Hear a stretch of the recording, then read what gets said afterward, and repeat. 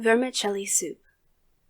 4 pounds lamb, from which every particle of fat has been removed. 1 pound veal. A slice of corned ham.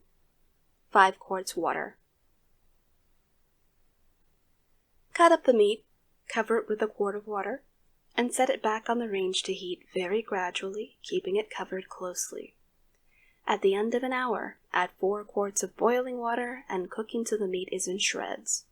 Season with salt, sweet herbs, a chopped shallot, 2 teaspoonfuls Worcestershire sauce, and when these have boiled in the soup for 10 minutes, strain and return to the fire.